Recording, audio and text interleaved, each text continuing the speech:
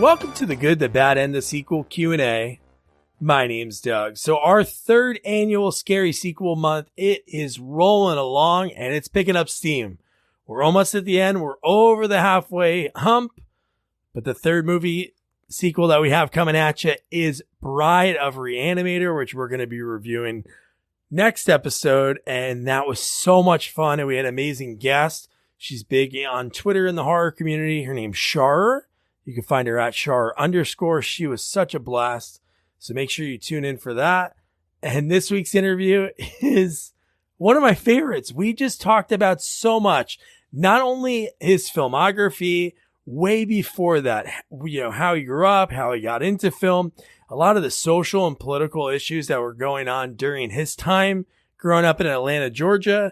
And of course, I'm talking about director and producer of Bride of Re-Animator, Brian Yuzna. Man, Brian was such a blast. His story about how he fell in love with film is like so many other stories, but his transition into it, how he figured out what was going on behind the camera, and it is a story that you're going to love. And we talked about, obviously, hit Re-Animator, how he got that off the ground, Bride of Re-Animator, Society, Night of the Living Dead 3, just so many stories from his, and I'll put his IMDb in the episode notes so you could see all the other things that we didn't get to cover in the interview that are just so amazing that you could check out. One of my favorites on there, you're going to be floored. He worked on a big time, one of the biggest kids movies that Disney ever put out.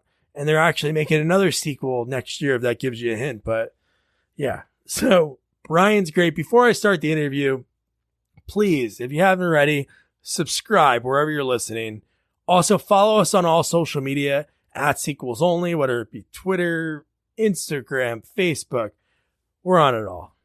So here it is, a director who I love talking to because directors are storytellers, and Brian Yuzna is a master storyteller. Enjoy. You've got the good background. I do. No, that's like green screen stuff. That's what I should have. I should have like a background that's like animated or something. Yeah, but you know what? Given your style of directing and what was in your movies, that era was more like it is what you're seeing is what you're seeing. It wasn't any green screen what you're effects. seeing is what you get, dude. Yeah. Right. Man, this is going to be so much fun. I've been such a fan, like growing up. I'm sure a ton of people say the same thing to you, but growing up, I loved horror. They had like one of those mom and pop video stores in Jersey where I grew up. Absolutely. And it'd be like, my dad would give me a couple bucks every day in the summer or every Friday night. We go rent movies, and me and my buddy, we went through like every horror movie one summer, just like as much as we can ingest. And like nowadays, everyone that was there, yes, right? Exactly. And now but some of them are not good, but all of them are interesting. They're all watchable. That's what I love about 80s, 90s movies. Yeah, I remember when I'd go to Blockbuster and go to the horror section, I'd go through them and I remember there was one called Mortuary that I always look and I wouldn't rent it. I think John Beekler did the effects or something. And eventually I watched it, but it was one of the ones that I always passed by, you know, you kind of go, I need a reason to see this, you know. There was an art to it because sometimes you'd be duped by the movie cover. And you know what was great about back then? I know it sounds like I'm dating myself. I guess I am. But if my dad let me rent a movie, we were watching that movie no matter what. Even if we watched the first 10 minutes and it wasn't good, now it's like, all right, go to the next one. Because you can do that. Yeah. And there's so much there, you know, there's so many things. What I do these days, well, not for horror, but in general, is I watch the Criterion Channel. Oh, okay. Which I don't know if you know that one. Yeah. And they curate. So they'll have, like last month they had Neo Noir. Nice. And they'll have like 20 movies. I mean, they have a ton of stuff, but you need a reason to watch something. Yeah. That's why they say leaving August 1st, you know. I got to watch it. And you know, I watched generally I've always seen at least half of them, and of anything. And but I watched a bunch of movies I'd always heard of. I'd always remember the title, and I hadn't seen. And then I watched it, and it's very, very it's satisfying. You find stuff and you go, wow, I never saw this. There was one called Across 110th Street. I'd never heard of that movie. Wow. It's like a crime, it's a crime thing in Harlem. And you watch it and go, that's one I've never even heard of. When was that from? What era? So there's something about curating. It's all these things are like 60s and 70s. Oh, cool. It's well, not even that. They can go to the night. It's called, they label it now neo-noir. I don't know if you're into noir movies, which is basically those movies from post-World War II in which kind of everybody's bad. Yeah. It's interesting because it paralleled there's always like the men and their wives and their girlfriends and the boss, they're all like homicidal, right? Everybody's going to undo. In neo-noirs, there's always gangsters or people that have been in prison or out, or, it's like Maltese Falcon. Oh, okay. Noir, not neo-noir, that's noir, right? So neo-noir is when you get to like Chinatown, right? Or in my book, like The Big Lebowski, that's neo-noir. That's like a Philip Marlowe story, kind of more contemporary. But and it's movies like Cotton Comes to Harlem, these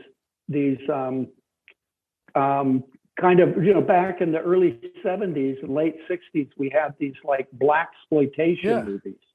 Some of them were more blaxploitation, like Blackula or something, or Superfly, right? And then some of them tried to be more mainstream, but you still got this kind of dynamic of African Americans involved in. Generally, they were in New York, right? But these are they're very really interesting. And Chinatown, that's a great neo-noir picture. Now this month it's John Huston. Oh yes. So he's done some. Oh yeah, an actor that I'm helping write in a book. This actor Larry Henkin, he had a good story when he auditioned for John on Annie. It was like probably one of his last movies. I can't believe that John Huston directed Annie. I saw that up there. I went, really? Yeah. The Maltese Falcon, the Treasure of the Sierra Madre, the Under the Volcano, the Night of the Iguana. Annie? Really? It's like if you told me that he directed The Wizard of Oz, Well, you have one on there, which we'll get to, that is kind of different than everything. But what I like to do with these is find out like where people started, growing up, what influenced you to, pursue it. This isn't the easiest job ever. You have to really love it. It's not like somebody could wake up one day and said, I'm going to work in Hollywood, because the unemployment in it is like, I don't know, 99%. It's so hard to make it. So for you, you grew up, you were born overseas in the Philippines, right? And where did you spend your childhood? Well, I'll put it this way. When I went to high school, when I was 14, when I started the 9th grade, I was living in my 5th country. Wow. So I only was in the Philippines for a few years. And then I was in Nicaragua, Panama for the most time. So I was in Panama for 7 years. All my grammar school was Panama. Puerto Rico for junior high, or what they call middle school now. Back then it was called junior high. And then I went to Atlanta, Georgia, right when the civil rights movement was hitting. And of course, my parents were Midwesterners, immigrants from upper Minnesota. So I was I grew up in I guess, kind of a Midwestern culture. And I went to American schools, even though we always lived. My dad was not military. He was an engineer that worked for the government. So we didn't qualify to like live on a base or something. We lived in the, in the city, in Panama City, in Managua, we did, in town, but we got to go to schools that were on the base, for example, or in the canal zone. So I went to American style schools, but when I went home, I was on the street with my neighbors who were Panamanians. Wow. I mean, when I was in grammar school, once a week, someone would come and give you a Spanish lesson. But when I went home, I had to speak Spanish because that's what all the kids spoke. So I grew up speaking kind of this really rotten street Spanish, kid stuff, right? Because I never got educated in it. But I had a great accent, which really helped me in 1998, when I moved to Barcelona, Spain, and started the Fantastic Factory, because I was working completely in a Spanish company. Everybody there, I was the only guy who wasn't a Catalan or a Spaniard. So then it was like the bath of fire, right? Everybody thought I spoke better than I did because my accent was good. But my grammar, my tenses, everything technical was kid stuff, So I really had to step up to the plate because, I made 9 movies in Barcelona and worked on many more. So, but anyway, that's where I grew up mostly, was Latin America. And then I went to Atlanta, Georgia, right at the Martin Luther King time, which was also the time, it was exactly the same time that Forey Ackerman started Famous Monsters magazine. Nice. And Stan Lee and what's his name, Ditko, started Marvel Comics.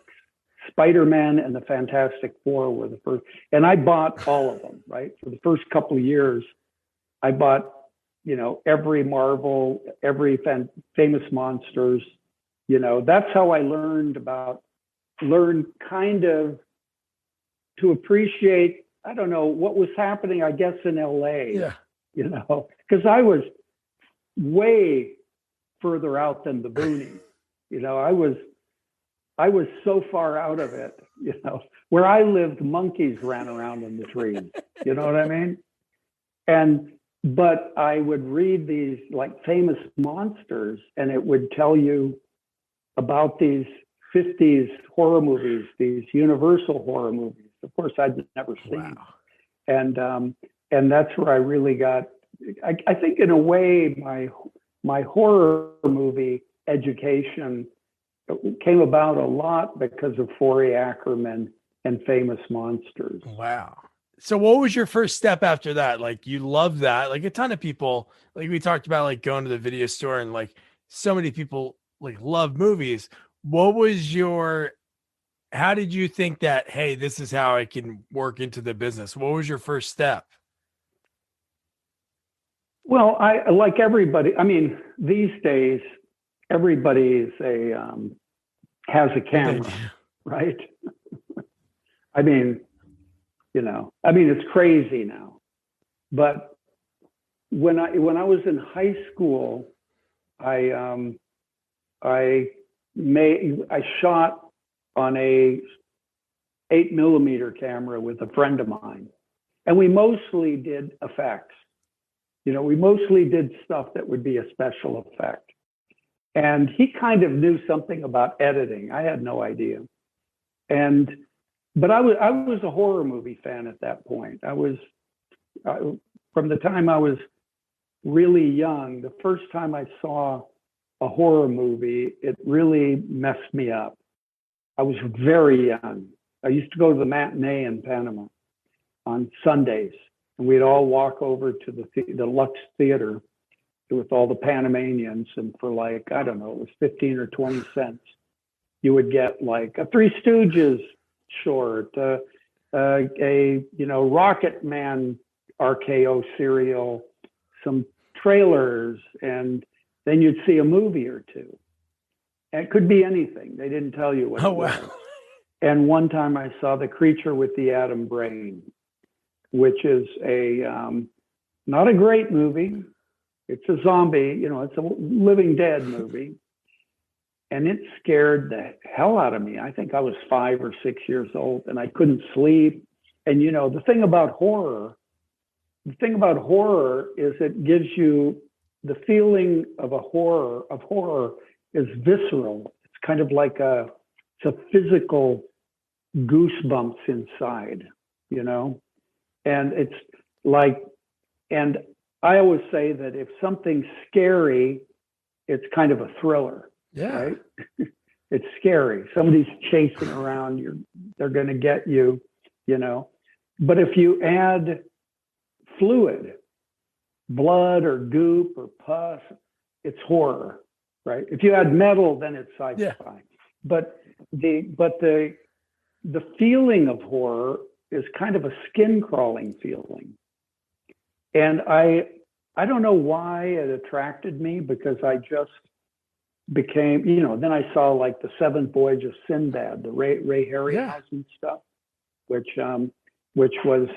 still actually, that is a very good movie.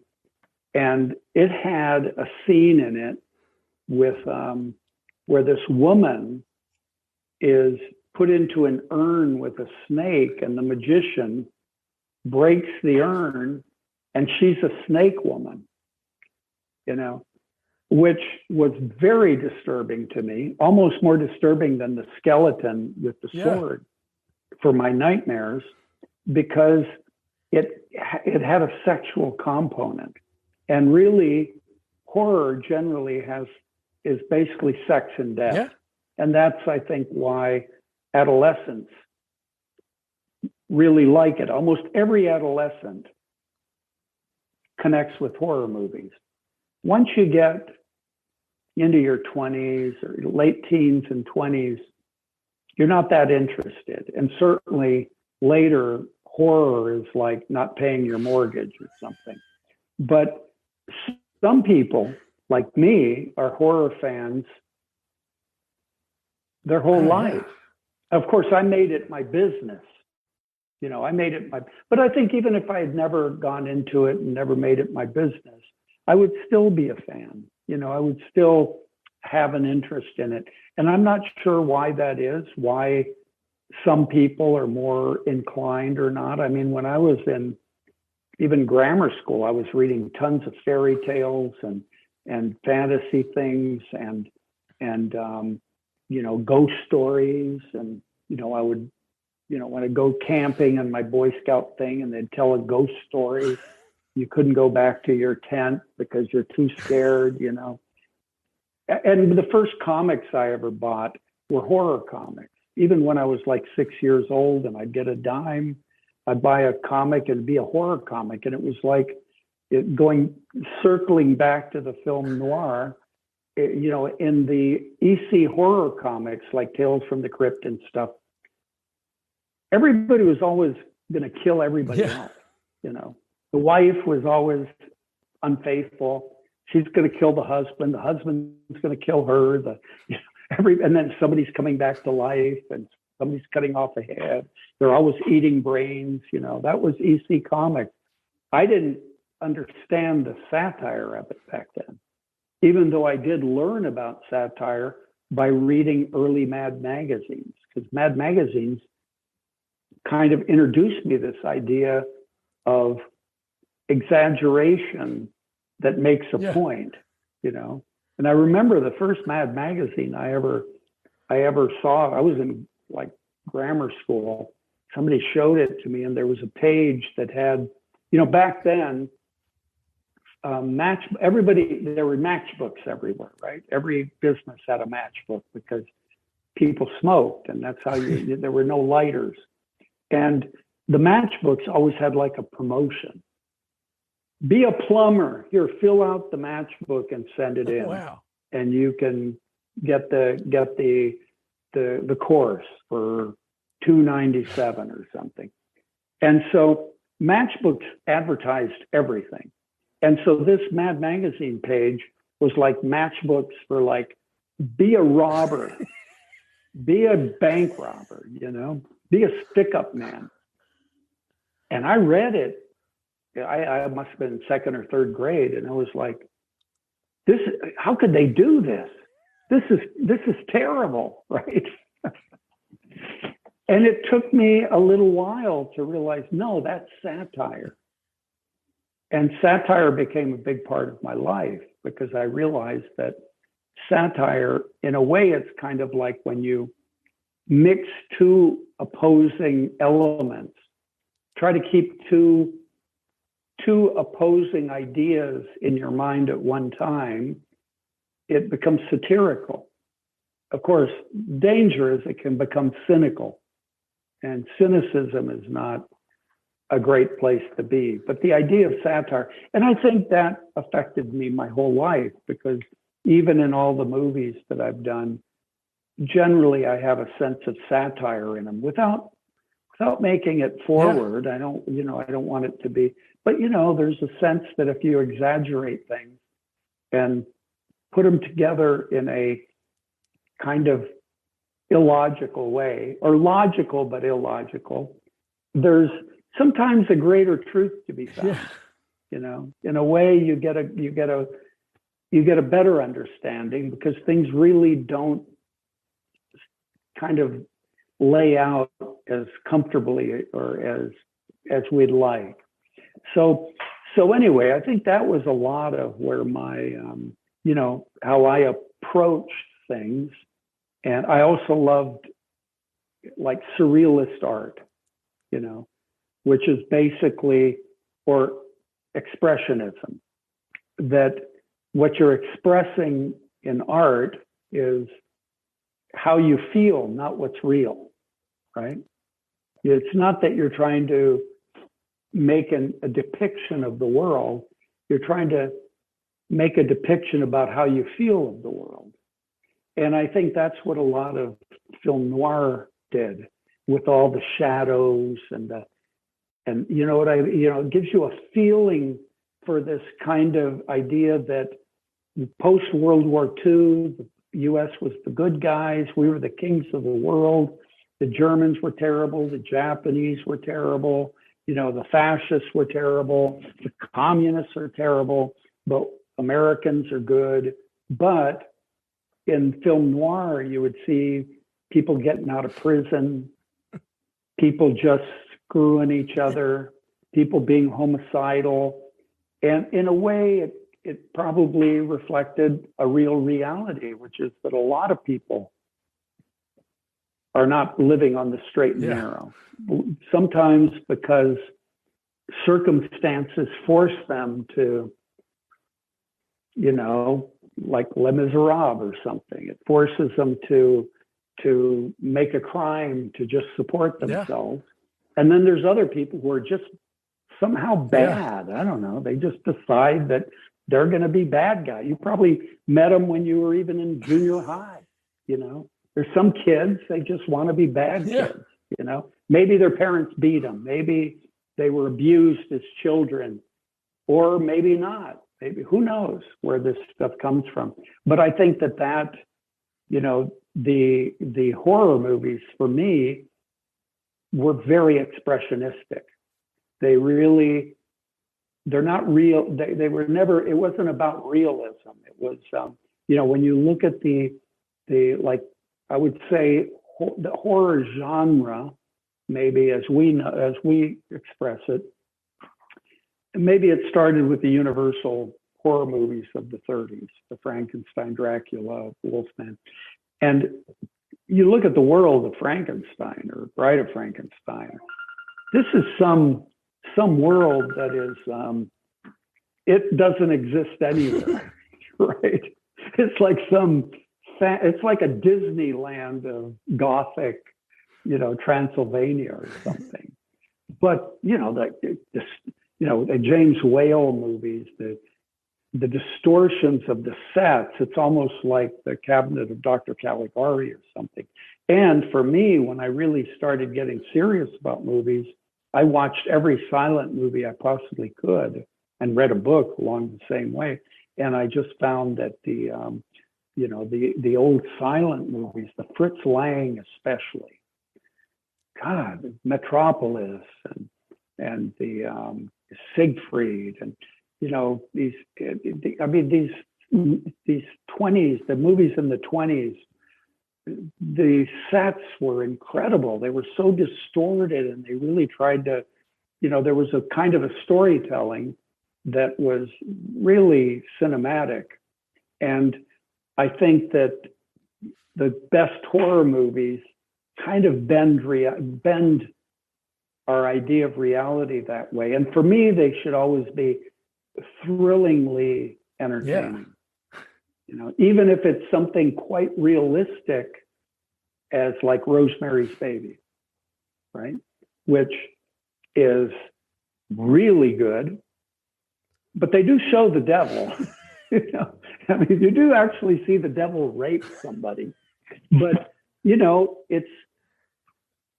but then you've got stuff that is much more extreme. Certainly the first movie I produced that Stuart Gordon directed, Re-Animator.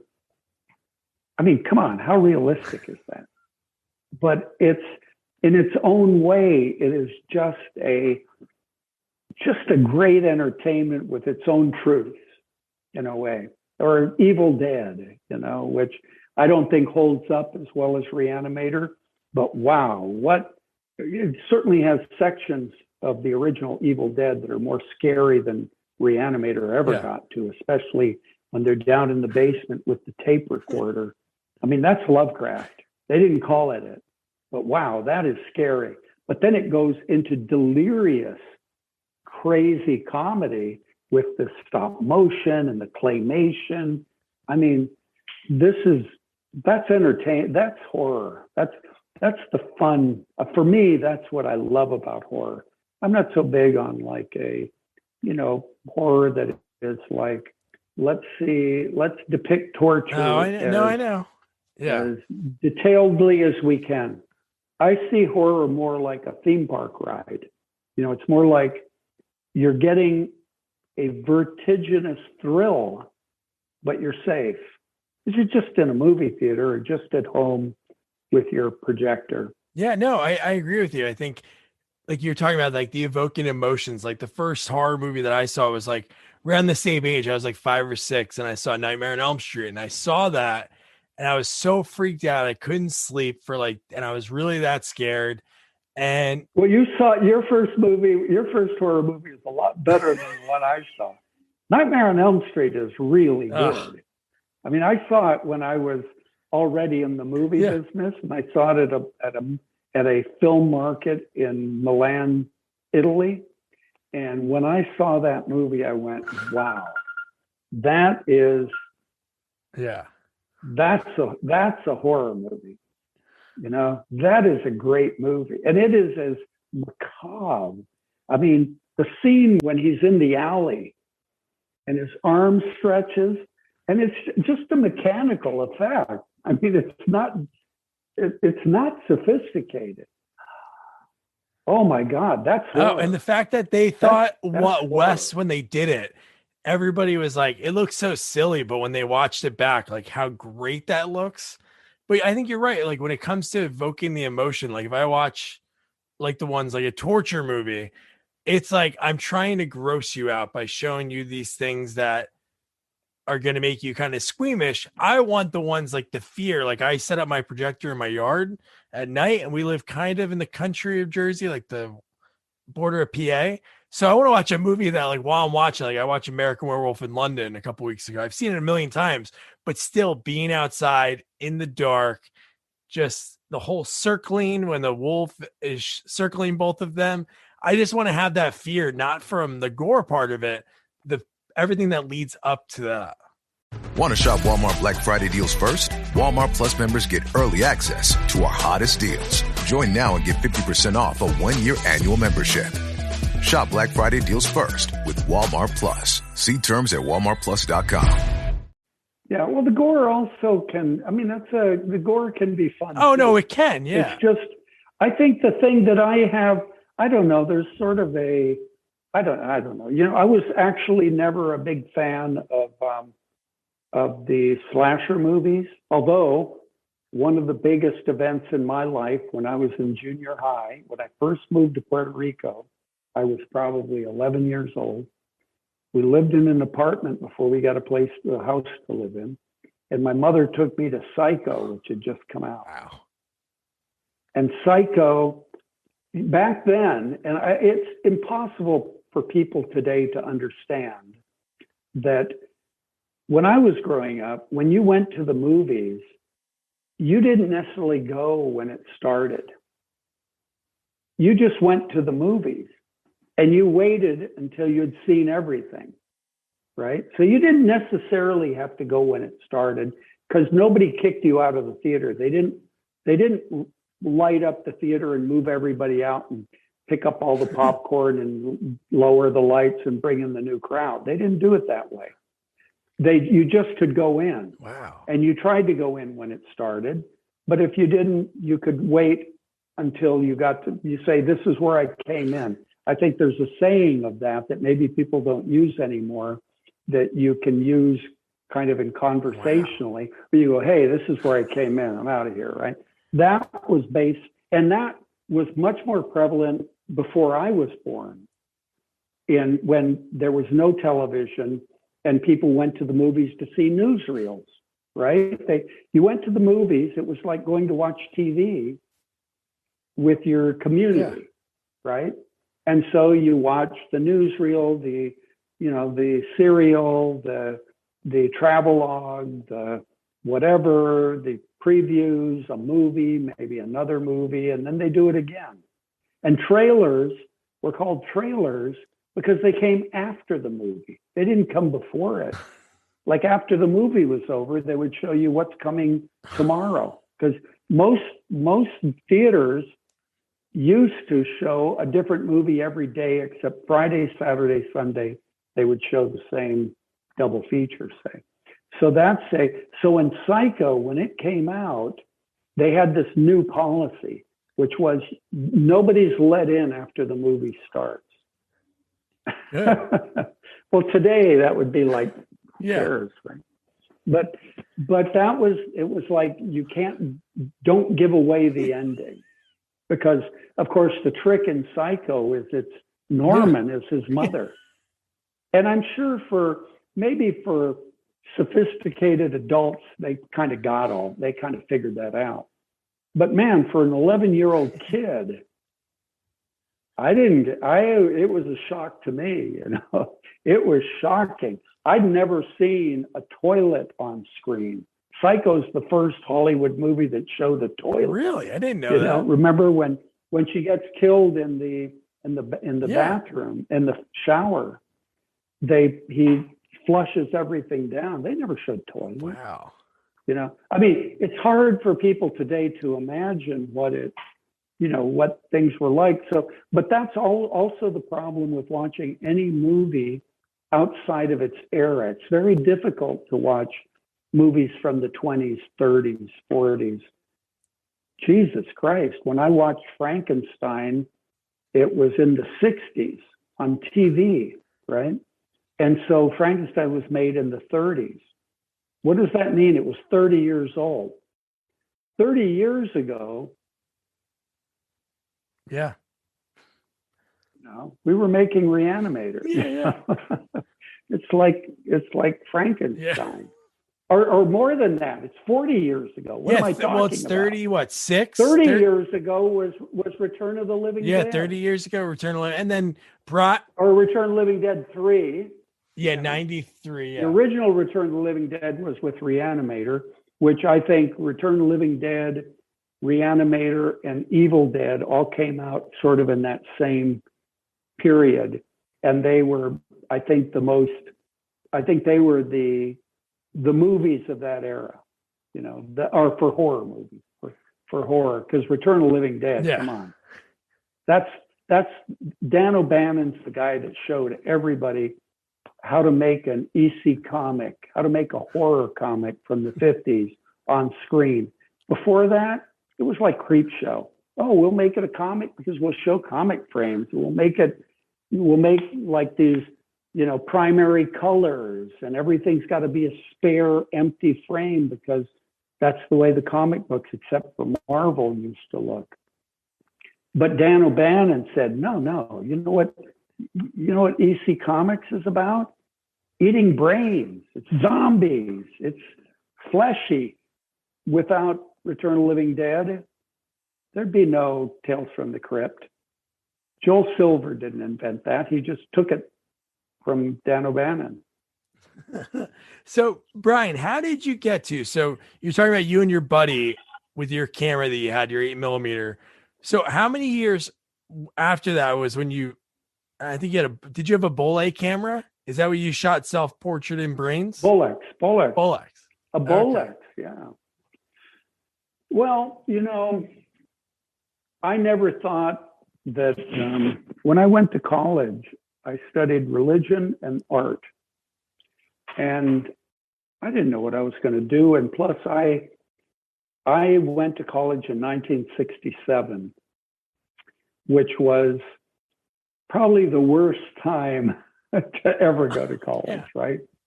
Because it was like the summer of love. It was the burst, the counterculture. It was the revolution. It was kind of riots in the streets, the civil rights movement, the Black Panthers, the, Woodstock and Altamont. And it was all this, seemed like it's a little similar to today in that it felt like the whole country was just going to fall apart.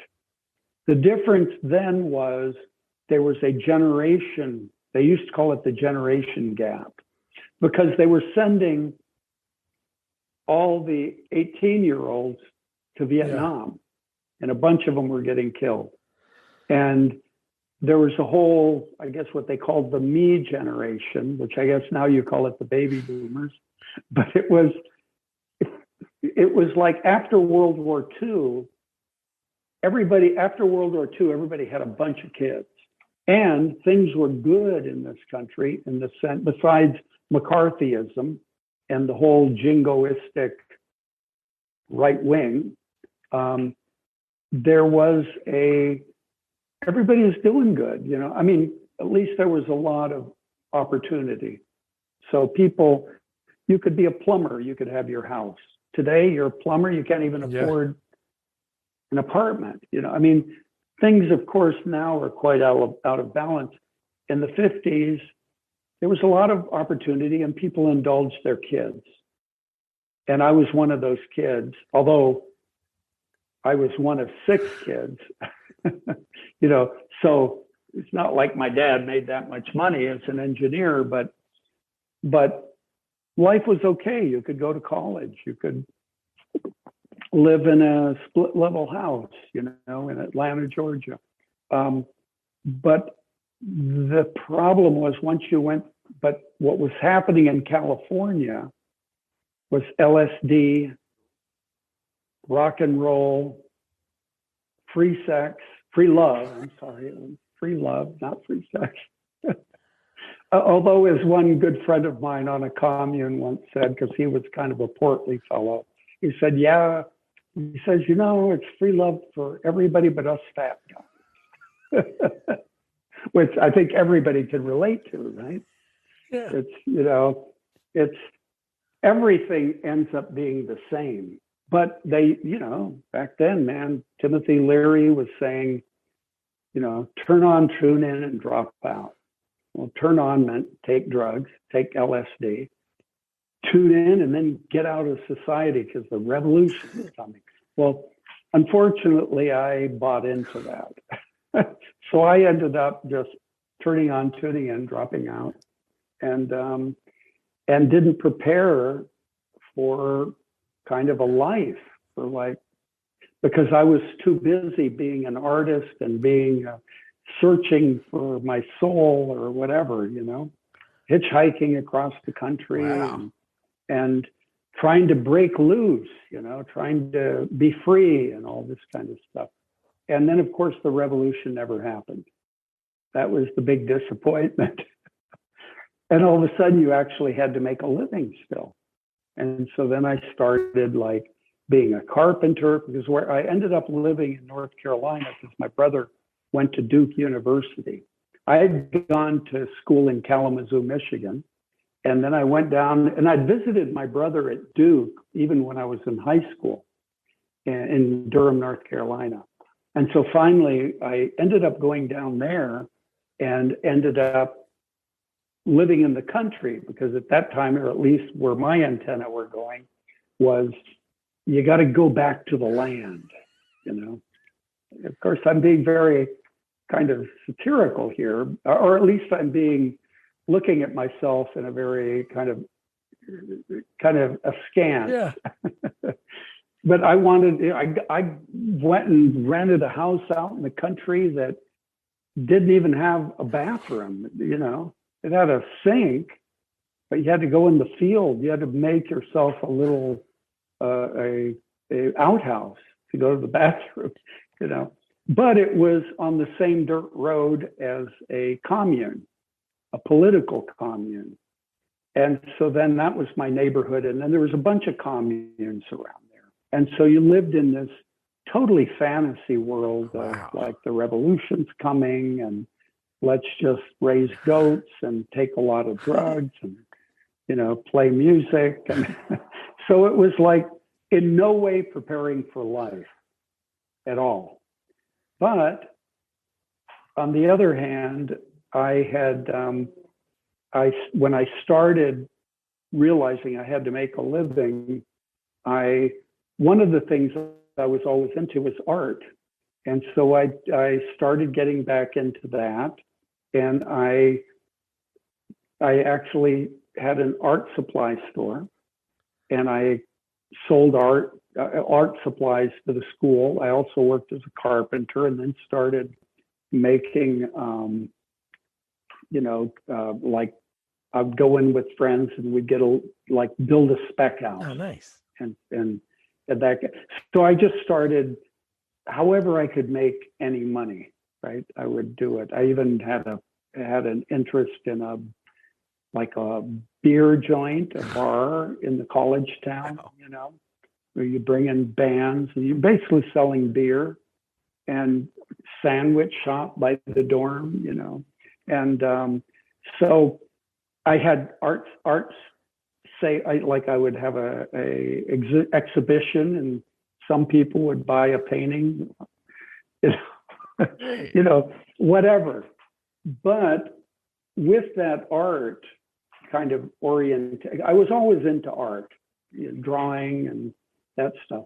And I was doing photography. I had a dark room, and I had a camera, but I was doing it all kind of from an art. At one point, I just wanted to be an artist, and until I went up to, back in those days, this was the late 70s. I went to Soho in New York, which was sort of this newly named area where artists went.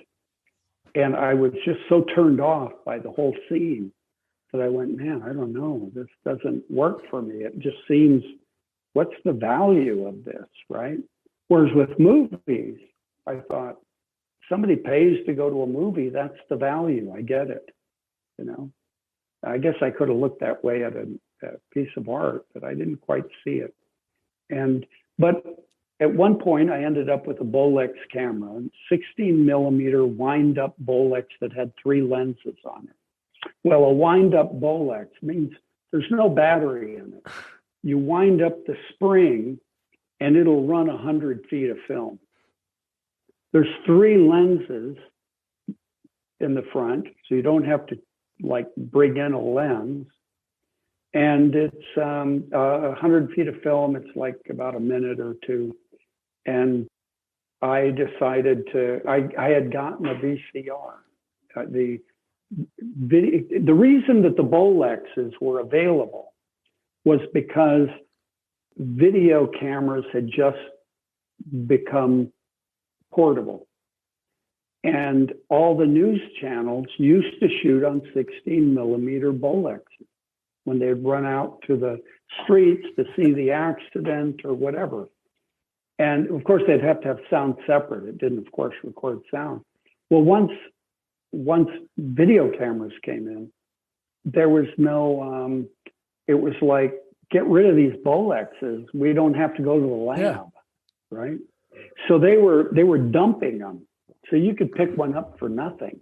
They were worthless now. And so I got one. And then I decided to, a friend of mine who was kind of a poet in Northern California, unfortunately died. And I ended up with this short story he had written. And so I thought, well, and I had gotten a VCR. I was like an early adopter. So I bought a Betamax because that was the first one that was out. And back then, a Betamax, which is basically it's VHS and Betamax is like Apple and PC, Samsung or something.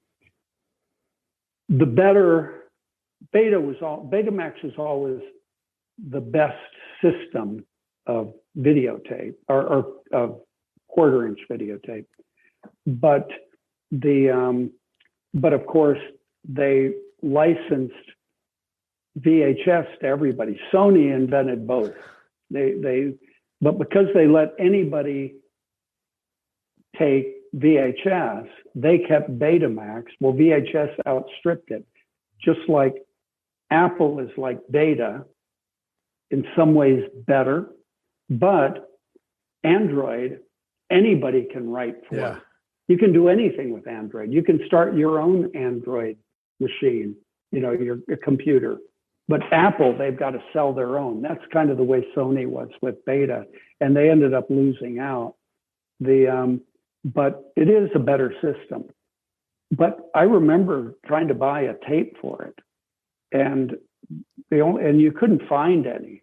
And the first tape I ever bought, $80.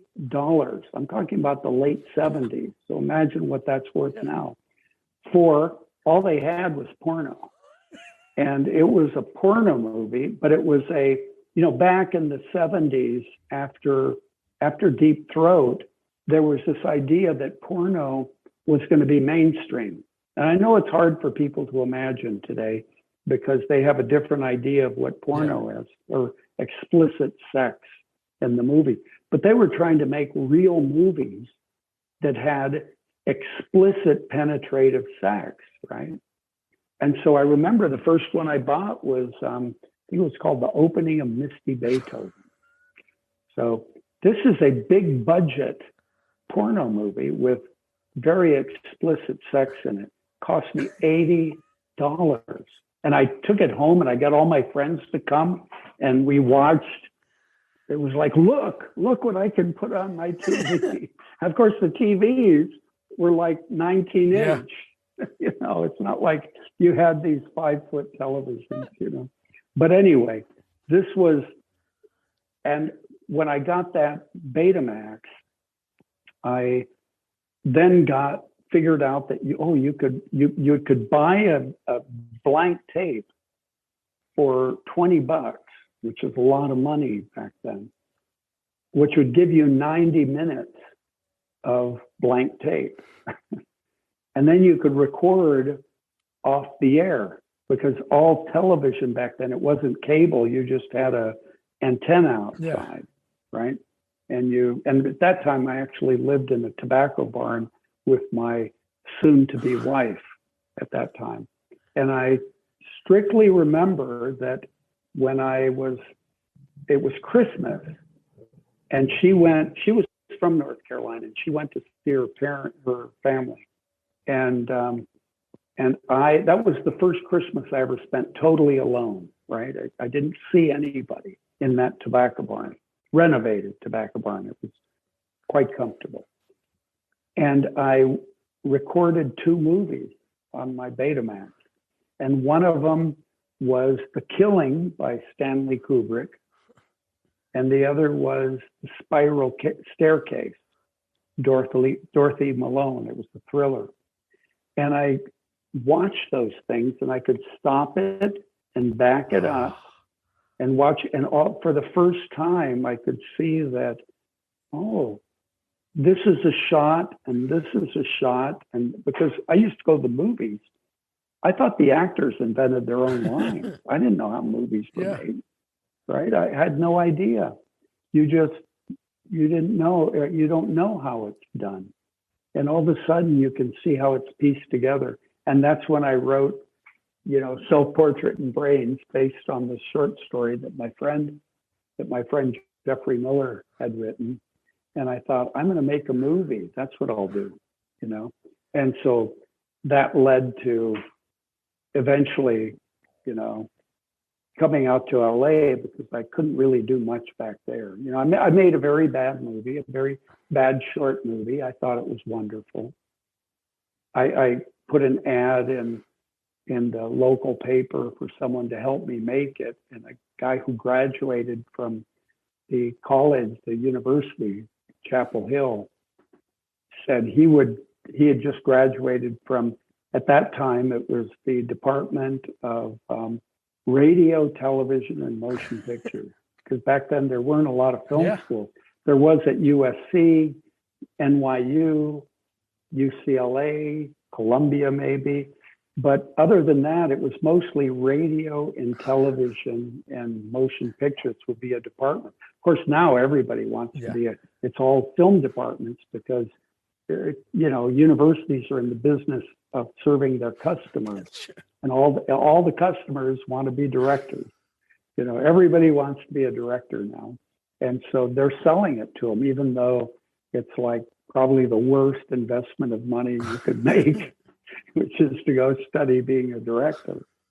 But in any case, that's how I got bitten by it. Once I did the short film, I went through the whole process, because back then you had to go to a lab, you had to get a bunch of professionals to do things for you. And then I put it together and I put it on a VHS and I went to show my friends. I was so proud of it. And it was like a 20-minute short. And I put it on, and for the first time, I realized it wasn't any good. Once I saw it with people who weren't involved with it, it was like heartbreaking, because they were all trying to say, that's really good. They were supportive. And yet I knew just from watching it with them, I could tell it wasn't. So like an idiot, instead of cutting and moving on and doing something new, I thought, well, I'll just make it into a feature. I'll just throw good money after bad. I think that's like a character flaw, right? Yeah. When you throw good money, when you go, gee, I failed. Let me see if I can make a silk purse out of a sow's ear. No, stop and do something new. But I didn't. So I spent another, God knows how long. I would write, and the weekend I would shoot. The next week I would edit. I went up to New York and I rented this flatbed editing system. But I just got swept up in the whole process. I think a lot of people do. You start, you get Final Cut Pro or you get After Effects, and you get on your computer and you stay up all night making a beat or kind of doing a little editing something, and you get, it's kind of like, gee, if I could only make a living doing this, right? It's like, if you could just make a living doing it. And that's the hard part. But I had already, of course, seen that there was some advantage to working in the movies, because I had seen a movie back in the 60s by Truffaut. Back then, the new wave, the Nouvelle Vague, the art movies were a genre, and they were the most important things happening. It was Jules and Jim, and it was, The Seventh Seal, and it was Bergman, and it was Fellini. And when I was, in the 60s, that was it. That was like all the important movies were these foreign art movies, and I was all in on that. I bought all into it and loved them, right? But I also loved my horror. But so I had seen Day for Night, which is a Truffaut movie, which is about, it shows you the behind the scenes of a movie being shot. You go, oh, I mean, today that's nothing to people because everybody knows how that's done. They go on YouTube. Yeah. It's just part of your DNA now. But it wasn't like that then. It was like, oh, well, you mean there's people that are like surrounding the actors and, you know, taking notes and have a boom mic, and you didn't. So I had seen that, and I kind of go, oh, that's the way a movie's done. And in the mid 70s, I had gone to Colombia, the country, on vacation. I was a hippie with my girlfriend, and we went to Colombia because one reason was there was this thing called Colombian gold, which was a very high quality, well, at that time, a high quality marijuana, which of course today probably wouldn't hold up to anything, you know. But we went to Colombia. It was like a magical place to go. And we were in, what's the name of the town that's right up on the Caribbean, Cartagena. And we were doing it on the cheap. We didn't have any money. We were backpacking and taking buses and trains. And we didn't have anything, right? But it was just, we're crossing Colombia.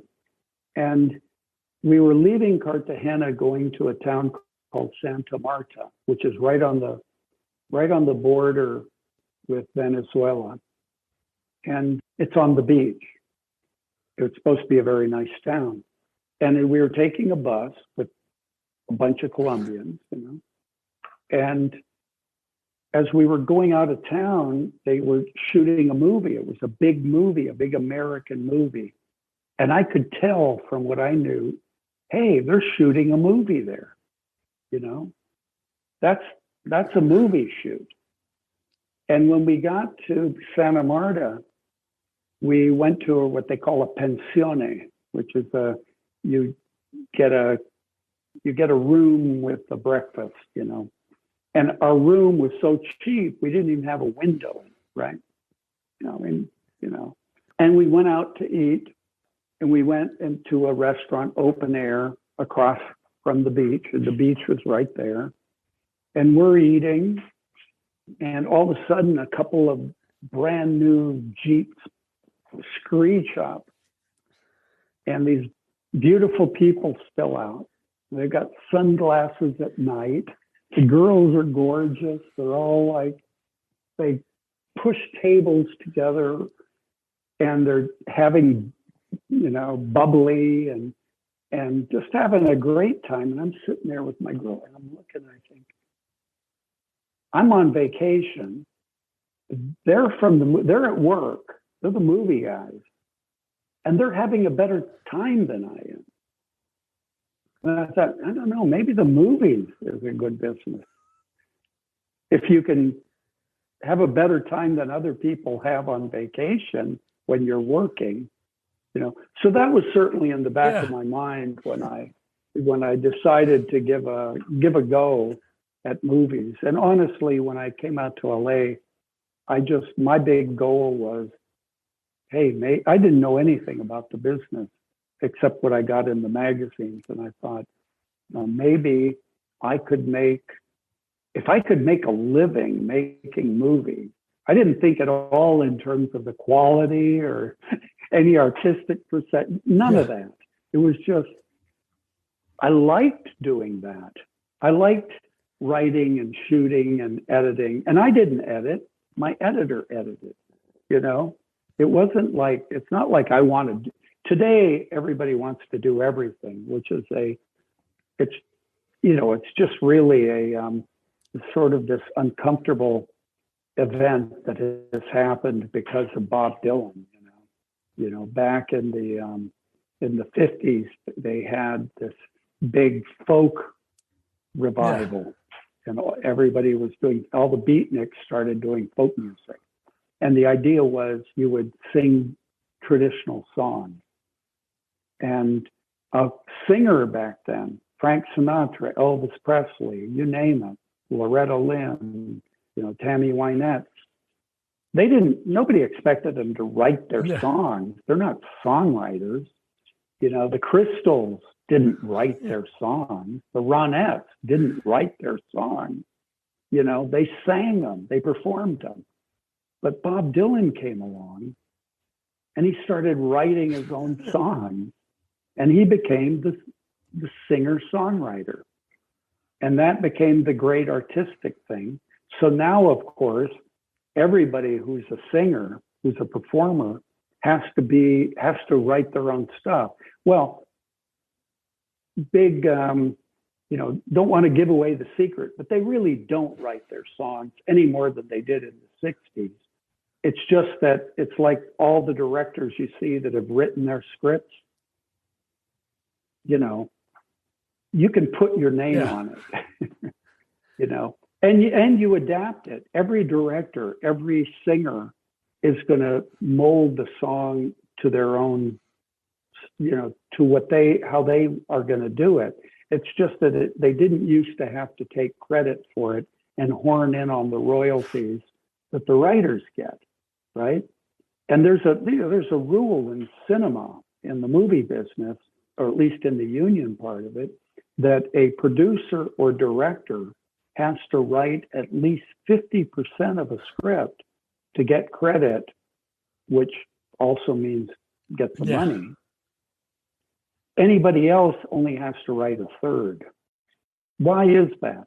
It's because a producer and a director have such a power position that they can muscle their way in. And the same thing goes, of course, with singing. And now, of course, with the modern version, when I was in high school, I remember Time Magazine, which was a big deal back then, did a poll of college seniors about what is your great ambition in life. And the greatest ambition was to write the great American novel. They all wanted to be novelists, right? In 1966. Well, today they all want to be directors of movies. They want to, but the movies they want to be directors of is the latest Marvel. Yeah. They want to do the great Marvel movies, or they want to do Inception, or everybody. But a director now, you make a short film, and all of a sudden you're an artist. You're a great artist, right? Which is kind of absurd because you haven't mastered any craft. But it doesn't matter because on the contract you're called the artist. And then they feel like you also shouldn't just direct it. You should write it, you should direct it, you should shoot it, you should edit it, and hopefully do the music too, right? Then you're an artist. And so to a certain degree, we end up with a lot of movies that maybe are a little more narrow in scope than they would be if you got the best people, you got your best collaborators to do it. So this, I think with movies, you've always got to look at how they're made and what the business of it is to understand why they look the way they do, which isn't to say that some people aren't really influential. Certainly, some of the movies that really influenced me were the Roger Corman, Edgar Allan Poe movies of the early 60s. You can't say those aren't Corman movies, or the William Castle movies of the 50s were big for me. The Tingler, the House on Haunted Hill, Mr. Sardonicus, 13 Ghosts. Of course, Rob White wrote them. You never hear about him, but those are good scripts, But I think we have a tendency to focus on an individual and elevate that contribution.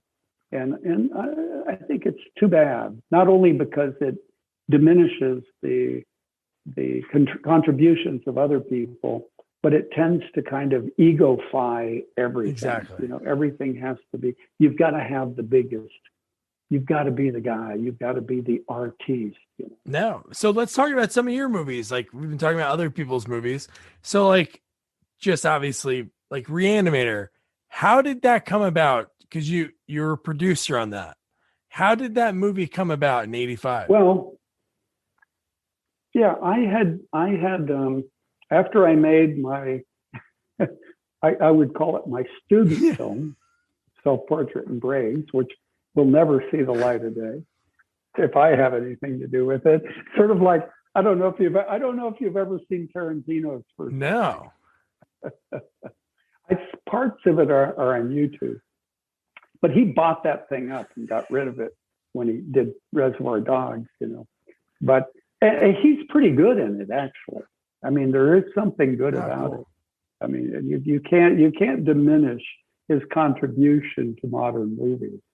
But I had, I tried selling Self-Portrait in Brains, and after I made it, I started reading the trades and stuff. This is back before fax machines. Okay, you got to go way, for your listeners or your watchers, they can't imagine. It's like somebody saying, "I remember the horse and buggy days." You kind of go, "Really? I don't know. Did that really exist?"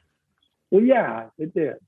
Well, there was a time before fax machines, and before all the telephones were black, But I decided I was really bitten by the bug. I loved the process of making movies, and I really wanted to do it.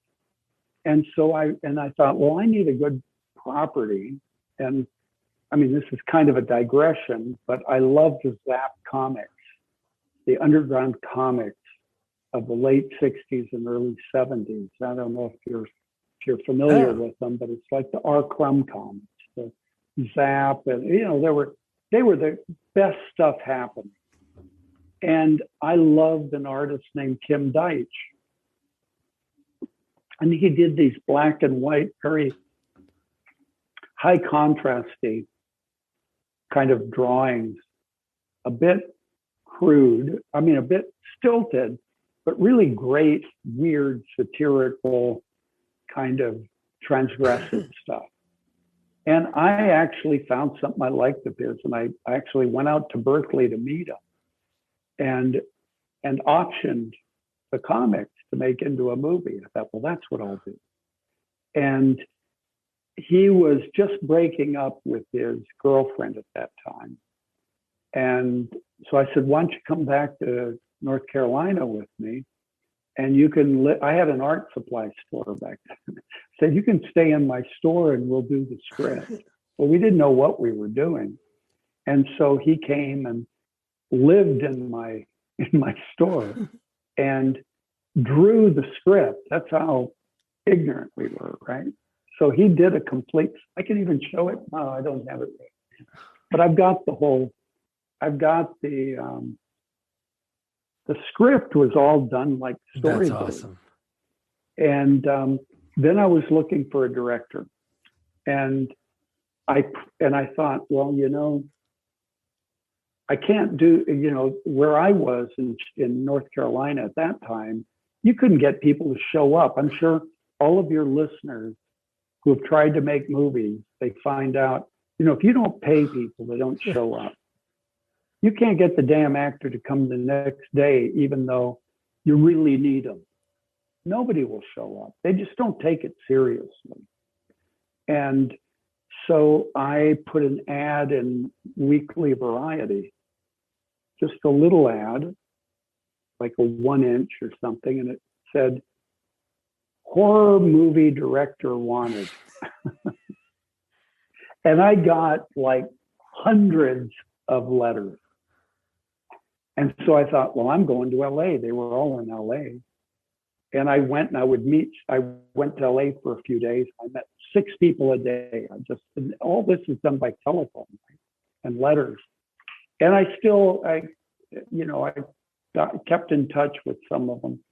And so then I got to know LA, which, the only person I knew in the movie business back in North Carolina, this old codger would say, Hollywood, hookers and thieves, hookers and thieves. I don't know, maybe he's right. But anyway, but I didn't find that. I went out and I found that people just like me. I was like 30 years old or something.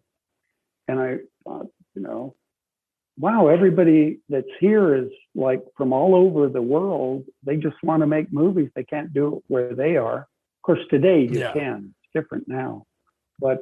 And so I had a different experience of it. But long story short, I ended up meeting Stuart Gordon in Chicago through that kind of process. And he was a successful theater director. He had been directing. He was the creative director of the Organic Theater in Chicago for like 10 years before I met him. So he was a professional director. He just hadn't done movie or TV. And he had the idea of doing Re-Animator. He already had a script, like a pilot for a TV show. And I went and saw his plays, and we talked. And he was a horror. He seemed to like horror, although his writing partner Dennis Paoli told me recently. He said, Stuart and I, we could do anything, but you wanted to do horror, so we did horror. And of course, Re-Animator was so successful that then you're stuck. You're right in it. Well, for me, it wasn't being stuck because that's all I really wanted to do. But I think for Dennis and Stuart, they had a lot of other stuff they wanted to do, and they kind of got stuck because it was successful. If it hadn't been successful, they could have done all the other stuff that they loved to do. So then from there, just because I don't want to take up all of your time, but I just have some questions about a bunch of the different movies. So obviously, like you said, successful. And then the next year, you reunite Jeffrey and Barbara for From Beyond, and you wrote that and produced that one. Yeah, well, after Re-Animator, I won't go into the dirty details of it. There's a lot of uncomfortable stories about that. I was dealing with Empire Pictures, Charlie Band and his father Albert Band, and his brother Rick Band. And Charlie was somebody who I just loved what he was doing. He just started Empire, but his father was a director, and they had grown up in Italy. And of course, I grew up in Latin America. So I think there was a certain amount of simpatico that goes from kids who are brought up as expats. If people who are brought up outside of their country have there's a certain kind of homelessness that goes with that. And Charlie his father was already making movies. Charlie actually played Steve Reeves' son in I think it was called The Forbidden World, Hercules and the Forbidden World or something. Steve Reeves was Hercules. Charlie actually, when his dad directed it. And, so Charlie was and is a real kind of go-getter entrepreneur. And he was making these kind of Roger Corman kind of movies. I loved it. I met his father first, and I loved it. So I got involved with him, but unfortunately he was a bit ethically challenged, and we had some legal problems eventually. But with Re-Animator, he was going to distribute it. And once the movie was done, and actually I think the first showing was during the Cannes Film Festival, which was really for us the Cannes Film Market. We had a midnight screening at the Star Theater, and it was such a success. It was like crazy. I thought, wow, a movie business, this is cool, So then we did back then the idea was you're supposed to go to the most expensive bar in town, at the Majestic Hotel. And we signed a deal on a napkin at the bar. This was like the zeitgeist for 3 movies. And the first one was Dolls, which was a movie that Charlie had already been developing with Ed Naha. And it was kind of a Hansel and Gretel story. And then the second one was going to be kind of a follow-up to Re-Animator, which would be another Lovecraft movie. And then we were going to do Robot Jock. And Stewart was going to direct them, and I was going to produce them. And when we went to Rome, and Charlie had bought a studio there, the old Dino De Laurentiis studios, which were all run down, but they were huge stages. And we built one big set for Dolls, which was supposed to take place in the UK. Old house, where, the typical thing, a family, the storm, it's old dark house, right? The storm stops them from driving. They go to the old dark house, and there's a puppet master there. And of course, we cast Guy Rolfe because he was Mr. Sardonicus in the the old William Castle movie. That's great. And that's like full circle, something you enjoyed. So you could cast him in that. Of course, but that's how we do it, right? That's how everybody does it. You find you go to your, I'm not going to say heroes, but your touchstones, your touchstones, and you go. I remember when we were casting, we went to London to cast, and when Guy Rolfe came, and it was like, Stewart and I were like, that's Mr. Sardonicus. That's cool. My God, that's Mr. Sardonicus. But anyway, we did that movie. And before we edited it, we did that movie before Christmas. And then after Christmas, we changed over the set to make it be in Massachusetts. And we shot From Beyond on it. And so I had thought, I can't speak for Stewart, but I think I could in this case. I never thought that we would do a sequel necessarily to Re-Animator. I thought the sequel to Re-Animator would be another Lovecraft movie. I didn't understand then that sequels are really just a celebration of the first movie. I always thought when they did the sequel to Psycho, I was hugely disappointed when Norman Bates was in it. Yeah. Because I thought, no, what? You already told that one. Let's do another Psycho. Psycho 2. This is going to be a new story. But I didn't understand then that that's really not how it works. But anyway, I had gone to, looking up all these Lovecraft stories and came up with 2 that I thought would make a good follow-up to Re-Animator. One of them was Dreams in the Witch House, and the other was Shadow over Innsmouth. Ultimately, we chose Shadow over Innsmouth because it had the machine in it. So there was this resonator in it, which kind of gave you this sci-fi edge, which kind of opens up the audience. So it's kind of a broader audience when you put a machine in the middle of something, right? It's not, and Dreams in the Witch House was all witchcraft, and So anyway, we went with From Beyond, and of course I wrote the first kind of pages, and pretty much used up the whole story of that Lovecraft wrote before the title. So if you read the story of From Beyond, you'll see that once the main credits come on, we've already told the Lovecraft. That's great. It's done, And so we just had to make up everything else. And so, of course, we had to, sucking brains out through an eye socket, and I don't know, just the typical, kind of all this horror stuff. And that was our second Lovecraft movie. I think the third one was Dagon. Oh, okay. Which at that time during From Beyond, I had contracted Dennis Paoli to write a script for Shadow over Innsmouth. And Shadow over Innsmouth is the Fish People Lovecraft story. Arguably one of his best novellas.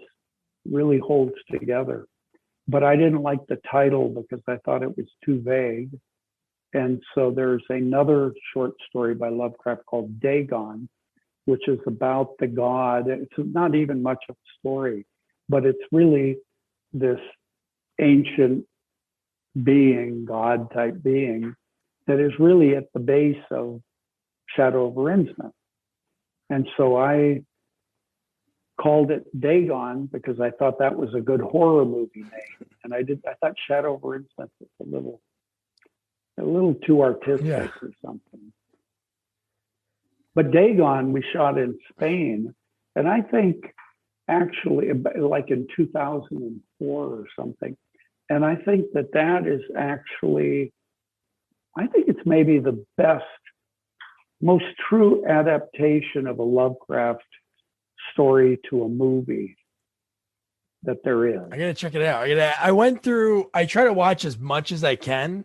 So the ones behind me I watch, and I just interviewed Kathleen Kinmont. So we talked Bride of Re-Animator. Right. Yeah, really? so we'll talk about that 1 second. What did she say? Well, what did she say about it? I want to know. I haven't seen her in 20 years. So she just had a book come out. So we were talking about that's how I sort of got her. But no, she talked about how just the experience. But the one thing that she was kind of like foggy, like memory wise, was just that how it all came about that she was chosen for that role. Obviously, you guys liked her enough and said, you fit Gloria. You're our Gloria. But what were you looking for in that role when you were casting?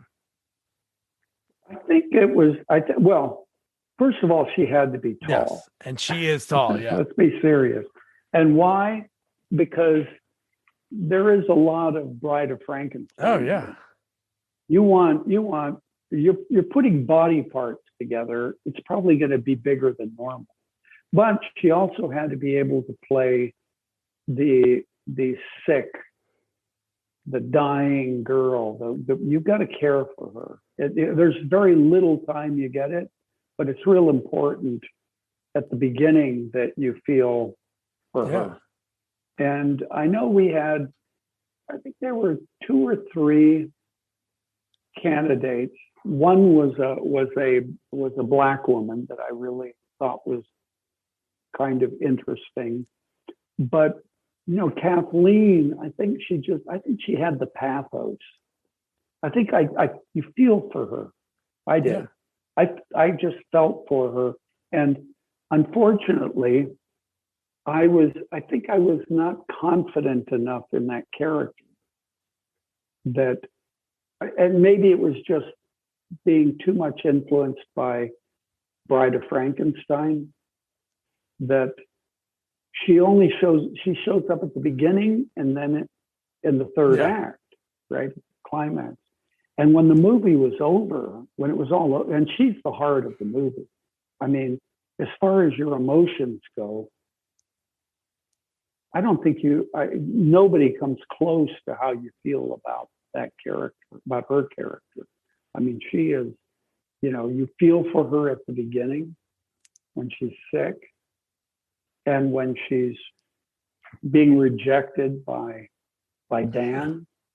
I mean, it's very emotional to me, So actually, after that movie, when it was over, I thought, I should have done more.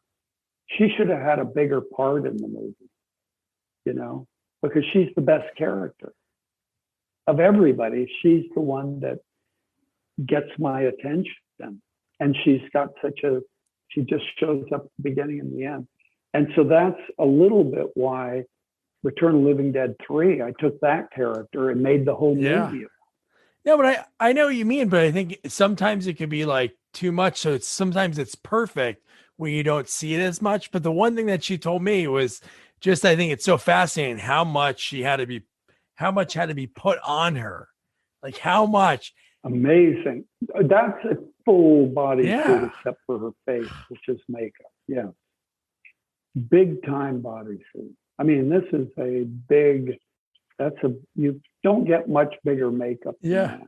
She's talking about straw, like breathing through straws in her nose, but she loved it. It was like such an amazing experience. Now, she had great things to say about that.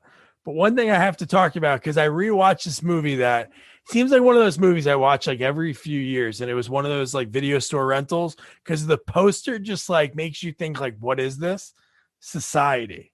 Yeah, that poster is kind of weird. It looks like an art movie, doesn't it? No, that's what I mean. And you just don't know what it it looks could be. Like, what is this, a European art movie? but the Arrow video collector's release, that's a great art. I saw that one online. I chose this one because that's the one I remember, but I saw.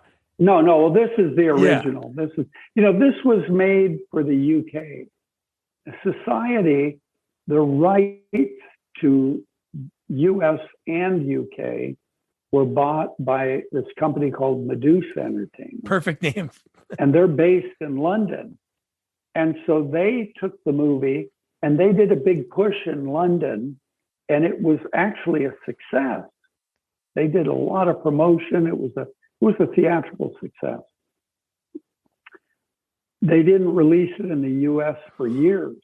Yeah, I think 4 years, right? Because they're not here. 4 years it took for it to come out? Yeah, and then when it came here, they shipped us some prints from the UK for the release here. And honest to God, the NPAA had cuts made to it, and I did those cuts in my garage to the actual prints. And I thought, man, I've really hit the skid.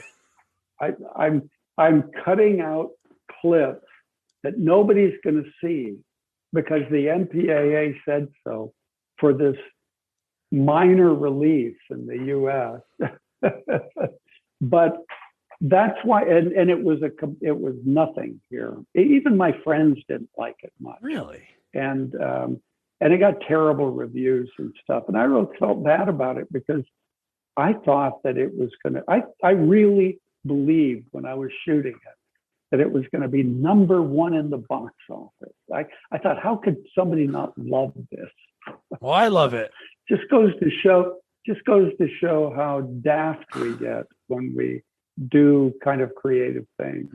But I have to say now, like talking to you about like you're being an artist and your love of art, like the final act in this movie is like, I don't know. I guess it was I don't know how you found Screaming Mad George, if that was the first time that you worked with him, but that final act, everything in it is it's a masterpiece. I love it.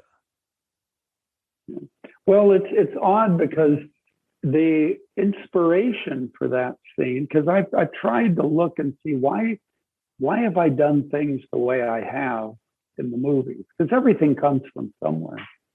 And I think a couple of with George, we just looked at a bunch of Dali paintings and we picked them. The idea, but from my point of view, there's probably, a few movies that maybe stand out as influences, and these may be surprising. One of them is Dr. X from the 1930s. I gotta write that down. With Fay Wray. They had this synthetic skin. The only shots in the movies that were in color were this doctor has made this synthetic skin where this skin kind of melds into each other. So I kind of think that was back there, because when I got the script for Society, It was just somebody who came to my office and said, "Hey, read this script. Here you go." And I had been working with Dan O'Bannon, who directed Return of the Living Dead, for like 9 months. Every night I would go to his house, and we were working on a script called The Men, which was about a woman who discovers that all men are aliens. And it was really paranoid and crazy and fun. So, but then Dan pulled out at the last minute when I got the financing. And I was full of this paranoia. So when Rick Fry and Woody Keith gave me their script, I started reading it and I went, wow, this is the same paranoid world I've been living in for almost a year. It's just that it has to do with class, not sexual orientation. But it didn't have anything fantastic. Didn't have a monster, like a physical monster. It didn't have any fantastic elements. So that didn't work for me because I'm kind of a guy that likes the weird stuff. I don't want to. And in their script, it was a blood cult. And so I looked at it and I told them, listen, I got it approved. I had a deal to make a couple of movies, and Bride of Re-Animator would be the second one because I figured I'd never directed. I could be a total failure because I have the rights to the Re-Animator sequel. I went to a friend of mine they were making movies. They were doing their own company.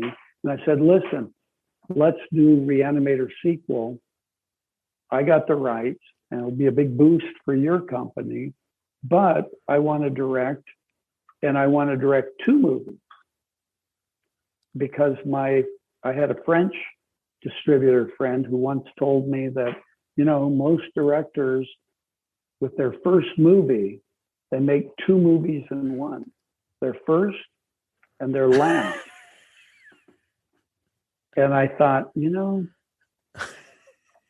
I'm ignorant. I've never taken a film class. The only reason I know anything about movies is because I've been a producer, and a producer doesn't have to know anything. I've only learned from watching other people.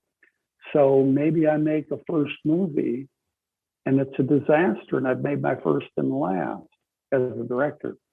So I went to my friend and I said, listen, I'll do a 2-picture deal with you.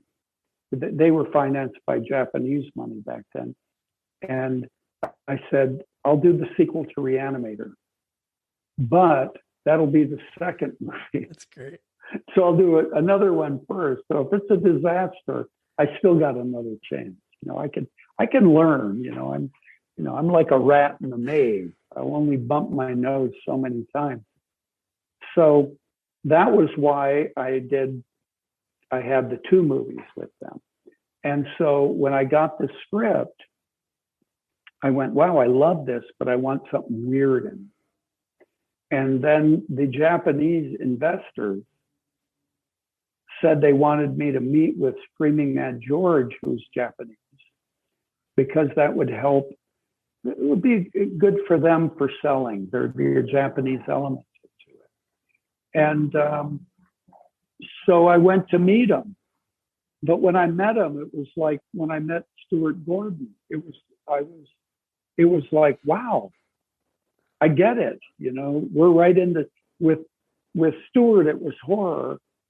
With George, he's a surrealist artist, and I've always been into surrealism and into expressionism. And for example, with From Beyond, the first poster I had made was based on a Dali painting because I'm into that. I'm into that kind of stuff, And so when I met George, we went to his place and he had all these like optical illusion paintings and these, what we call, when you see like a face in the clouds or in the trees, simulacrum. And this kind of part of the mind where things become, they go from one thing to another. And So we got along amazingly. We immediately looked at a bunch of Dolly. We immediately started designing this idea. And I had thought, when I read the script, I thought, well, I love it, but I don't like I don't like that there's no fantastic element. I want, what would I like to see? And like you said, one of your formative movies was Nightmare on Elm Street, which is a good one to have as a basis, I think, because it's definitely really great. And I thought about, and remember, it had surrealism. Yeah. When the tongue comes out of the phone, I mean, come on, you know. I'm your boyfriend now, Nancy. Yeah. Right. That's entertainment. And it had the macabre, and it had horror, and it was disturbing, but it was still just a teenage movie like Halloween or something. So, but anyway, I thought at that time, you know, you had Nightmare on Elm Street, and the sequels sometimes were just showcases for these Hollywood-based rubber effects guys. So all these rubber effects guys were seeing what they could do with these methacellulose and all these new plastics. And so I remember, you know, like George, that he was in one of the Nightmare on Elm Street. Yeah, part 4. Steve Johnson. And he Nick did Benson. he did the Roach Hotel, right? Nick Benson, and who still works with, I'm still in touch with Oh, that's Nick, great. and who's in Vegas now. But it was like you went, sometimes, I mean, the first Nightmare on Elm Street is like a really classic horror movie, I think. The second, the third, when Craven came back, kind of really sort of solidified the, the format. And it became like it became like Friday the 13th. It was like, you're going to crank these out. Whereas in Nightmare on Elm Street, it was, what can the effects guys do? And so we were all about, and with with The Howling and American Werewolf, the what I call the rubber guys, which were basically guys from all over the country, a lot of them from New Jersey, in Hollywood, in these effect shops. And you would go to these effect shops. They'd all be wearing black shirts with like AC/DC or something, kind of some heavy metal kind of image on it. And there would be hard rock. They'd have big sound systems. And these guys I would go there and I think they only have two possible directions in their life. There's only two paths. Either they're going to be heavy metal stars, or they're going to make monsters for movies.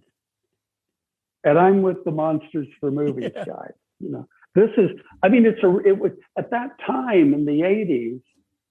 I always thought somebody should write a book called Invasion of the Rubber Guys in Hollywood, you know, because they created all this stuff. Of course, it began with like Dick Smith and Tom Savini, and, you know, and then Baker influenced him. They were the then, great guys, you know. Yeah, but there were a bunch of them, and they're still around, but now they're, I don't know, almost grandfathers. And it's not going to happen again because it's all digital now. You're not going to have that. But in the 80s, they were, you know, you would go to movies just to see what these guys would come up with, you know. And I thought that, and when I was thinking about the script of Society, I thought, well, I want a fantastic element, but what haven't I seen that I want to see? And I imagined flesh melding into flesh. And I thought, that's what I want to see. And I went to the writers, Woody Keith and Rick Fry, and because they used to come to my house late at night after my kids were asleep, and we'd talk about it, work on it. And I said, listen, I want to see this melding thing. And we just kind of developed it into this idea of the shunting, and I just tried to extrapolate from their script, because actually the society, the script it's really about Woody Keith, the writer. In a surrealist world, it was his upbringing in Beverly Hills. And so it's crazy. It's way out there. It's extreme, but he's a creative guy.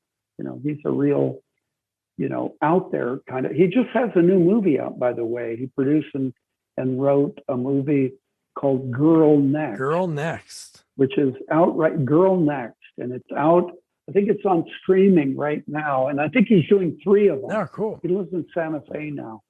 So he's a real talent, this guy, Woody Keith. And then I collaborated with him and Rick and George also on Silent Night, Deadly Night 4, Initiation, which is really I just weird, watched it today. with those, and it was strictly those. It's just strictly those guys. I mean, this is a cheap failure of a movie with really a weird ambition, which is strictly based. You just got to look at Woody Keith, Screaming Mad George, and me, and you've got this kind of bizarre, kind of unformed fetus of a movie. Then we also did Bride of Re-Animator. And at that time, of course, George didn't do all the effects. I had many effects companies.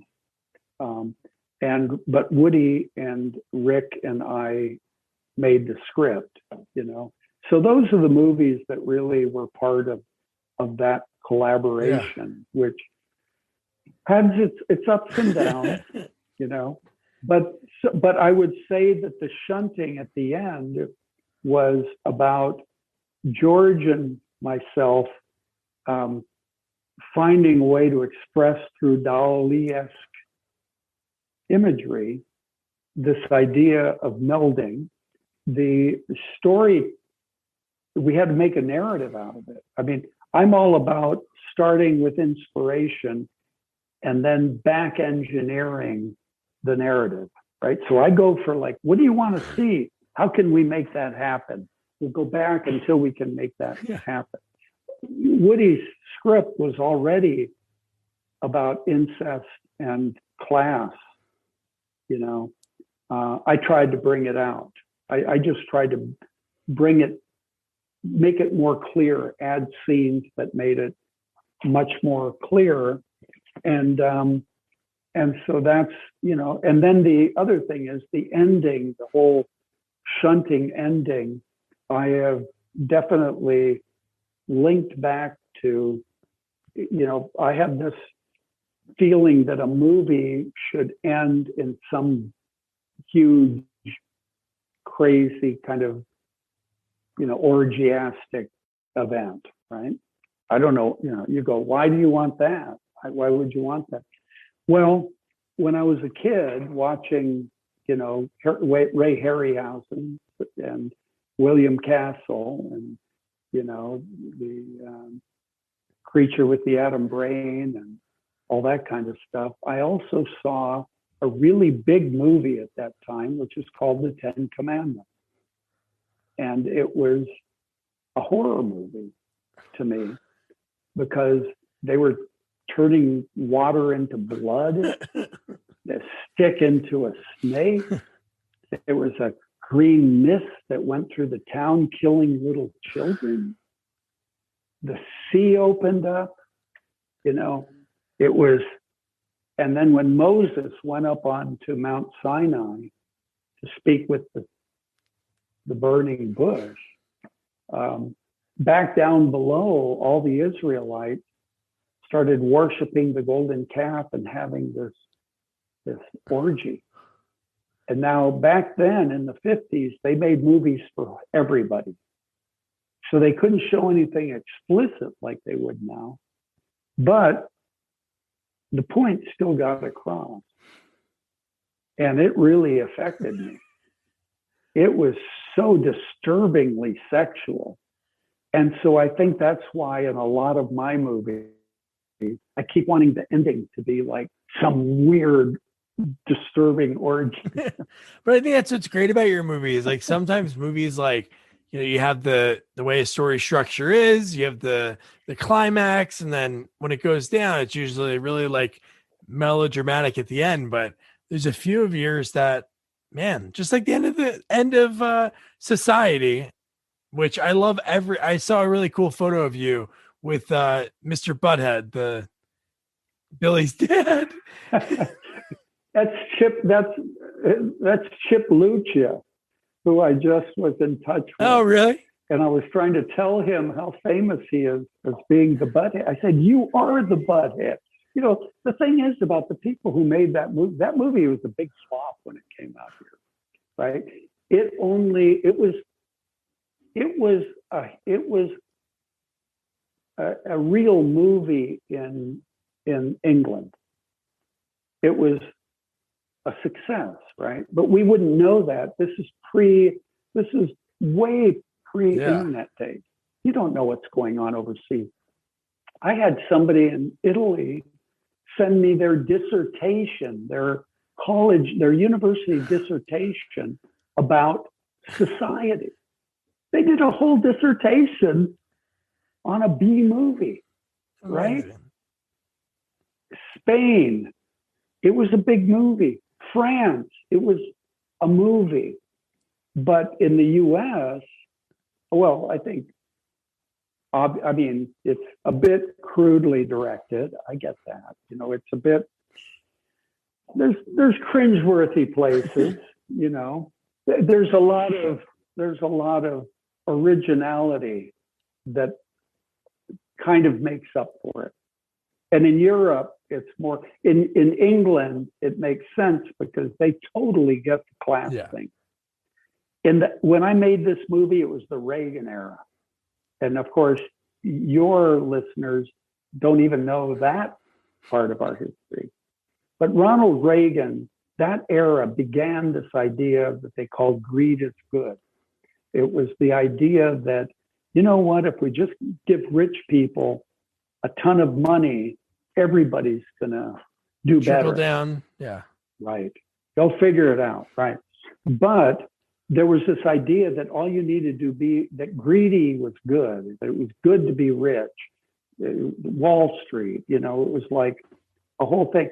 So in this country, we've always had this idea, this myth about how if you just work hard, you're gonna be rich, that there's no class here, that it's just hard work, which is, of course, pretty much bullshit. But we believe that, right? Until the Great Recession, until 2008, when it turns out there was a whole generation coming out of college and they found out, hey, there's no place for us, you know, and nobody's taking care of us, and we're not going to do better than our parents and all this kind of stuff. Well, I think, and that happens to coincide with the sort of discovery of Society by a younger generation, because until then it was lost. Honest, I was the director of Society. I didn't produce it. I didn't own it. I own Re-Animator, you know. I didn't own Society. But in the early 2000s, the guy who did called me and said, hey, you want to buy it? Because I think you're the only one that would care. And I said, yeah, I do, because I do care. I wish I owned every movie I ever made, because I would keep getting them. You can keep getting it out there. The problem with these movies is nobody, you know, the big companies like From Beyond, when are you going to see it? You know, MGM owns it. They're not going to push it. You know, The Dentist, who's pushing The Dentist? That's a good movie. I've done a lot of movies, and a lot of them, it's not because we didn't try, but they didn't quite work, right? So you put effort into every one. And some of them kind of click. You want them all to. But if a big company owns it, there's nothing in it for them. But if you own it, you can keep getting it out there, you know. And with Society, I did buy it. And then I was able to like find people to put it out. But I noticed in the late 2000s that that all of a sudden people wanted to show it. People wanted to see the movie. They wanted to put it at a festival. They wanted to do a screening. And I'm going, wow, this is from out of nowhere, right? And then, of course, Arrow put out that great collector's item with some artwork on it. When you look at it, like you look at the artwork you've got behind you, behind your left shoulder, and you kind of go, this is like a European art movie, right? You go, what is this? She's not going to pull her face off. That's not going to happen in the movie. But when Arrow put out their box, it was like way worse than that. Not only that, I thought, wow, in the sequel or remake, that's what the Shunning's looking like. I get it, you know. But anyway, I think there was a change. You know, the thing about Society, the thing that was exciting about it to me was that I felt like I had a chance to create a new monster. You know, when you think of horror movies, you kind of never get to do a new monster. I mean, I think Freddy was a new monster. Yeah. Right. I think in Halloween, that's a new kind of monster. You know, that kind of he's not Norman Bates. Norman Bates is maybe the first slasher, but the you know, Halloween was different. It was kind of the boogeyman.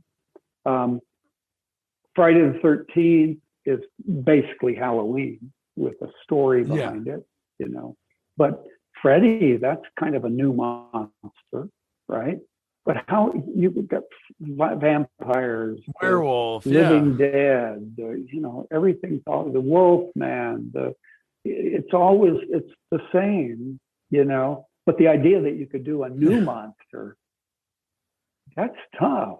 I mean, you can't do it just because you want to. You gotta, and this was an opportunity. Plus, you've got to understand that I came of age during the late 60s, the anti-war movement, the civil rights movement. The country was exploding. There was marches. Hundreds of thousands of people marched on Washington. I was there. And colleges shut down. I think it was 1968 or 69, 68. I remember every college shut down early because people were marching. Wow. And it was everything was politics. It was the revolution was coming. But you were 19, 20 years old. It was a hell of a lot of fun because whatever's happening when you're 20 years old is fun as shit, right? It's like, this is life, you know? So for me, it was also like, hey, this is politics. I can kind of sneak in this fun politics without taking it real. I mean, it's not message first. We're not talking Get Out here. We're not, you know, the modern horror movies, sometimes they're just kind of tedious to me because they're all about the message. Yeah. It's kind of like, oh yeah, it's a horror. Well, you know, what's important is they're really talking about some important political or social issue. And you kind of go, well, any movie you make is going to reflect the times in which you live. But when you make that the main thing, it just means that you really don't like horror movies. Yeah. What you want is a vehicle to be important. And I think that's why George Romero's Living Dead movies sort of just kind of petered out, because the first one was just a great horror movie. The Night of the Living Dead to me is the beginning of the modern era of horror. If you want to make a signpost, that's the one. That changed everything. And when he made, the Dawn of the Dead, what is can you think of a better tagline than when hell is full, the dead will walk the earth? I mean, that's the movie I want to see. I don't want to see 28 days later they put some monkey virus into people to run around and be living dead. You know, all of a sudden the living dead went from being macabre to being, oh, it's a social problem. It's a virus. Think of Evil Dead, 1985, isn't it? Evil Dead. How macabre that is. What a crazy, scary, hilarious horror movie it is. It's the year 2000 corollary, Cabin Fever. Same thing, bunch of kids go to a cabin in the woods for a holiday. Of course, on Evil Dead, you go, why the hell would anybody go to that piece of shit cabin? You know, except to smoke a bunch of pot. I don't know. They don't have anywhere else to go. In Cabin Fever, they go to a cabin on a lake and you go, yeah, that sounds like a good vacation, you know? But what's the evil? Their friend is sick and could get them sick, so they got to kill him. Yeah. How much fun is that? I don't know. Not much. Doesn't thrill me, I must say. I'm not saying it's a bad movie. I'm just saying, if you look at the kind of theme park, the kind of thrilling movies that I grew up with, it's a bit pedestrian, or not into filmmaking. I think Eli Roth did a good job with that. Yeah. You know, it's just that the whole, 28 Days Later I think is a very good movie. But when you see it in the timeline that leads to The Walking Dead, which is basically soap opera. It is a soap opera. You can kill people. And it'll never end. AMC loves it so much. Well, what happened to the sense of the macabre? Well, one thing that happened was that after Dawn of the Dead, which, Dario Argento was very much involved with, even more than Night of the Living Dead. Oh, wow. Because Night of the Living Dead had you remember on Night of the Living Dead, they never said how the dead came back to life. They said maybe it was because a satellite came down. We don't know, right? But who cares? We're in a house and they're coming after us, so they're going to eat us. And the black guy ends up surviving, right? Even though the white racist was absolutely correct that they should have gone to the basement. He told them, we should go to the basement. Who said no? The black guy, the hero. At the end, how does he survive? He goes to the basement, right? But when the sheriff comes, they think he's a zombie and they kill him. Well, even when I first saw it, the fact that he was a black actor was an important issue at that. I mean, you got it. You identified that. And the fact that he got killed and he was black, it kind of made you feel like, yeah, the black guy survives and then he gets killed, that there's something there. And then afterwards, when the sheriff, this is Tom Savini, right? Tom Savini created that Vietnam horror, right? And Savini, I think it was his satire where he made these redneck, I don't know whether Philadelphia, Pittsburgh. He's from Pittsburgh. I think he's from Pittsburgh or Philly. Yeah. Yeah. Well, George Romero is Pittsburgh. It was shot in Pittsburgh. So, of course, it takes place in Pittsburgh, right? Outside of Pittsburgh. And you have the same kind of rednecks you would have in Georgia or Mississippi or Wyoming or wherever. These guys with guns, and they're going to see the living dead and they're popping them like it's a sport, which for the first time you look at and you go, I buy that. I think that's what they would do. And that's a social commentary, right? It's a satire that really kind of enriches the whole horror movie. On Dawn of the Dead, he put it in a shopping mall, and now you had people, it would look like a big satire. And I think the satire got a little more in your face, but it still had super horror scenes. The opening scene of Dawn of the Dead, when they go to the basement and the priest is trying to keep you. It's real. I mean, that's real horror. That's the good stuff. But by the time he got to Day of the Dead, I think too many people had asked him about his political and cultural statements.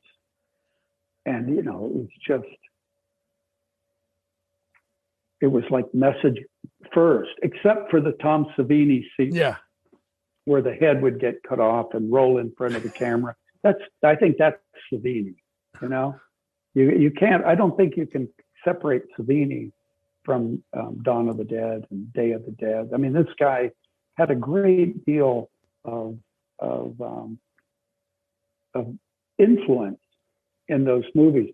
But George Romero, he just never got, I think he just, you know, I remember I had a dinner with a couple of French critics way back when, in the 90s, and they told at a festival somewhere in Europe, and they said, you know, one of the things we like to do to kind of mess around with horror directors.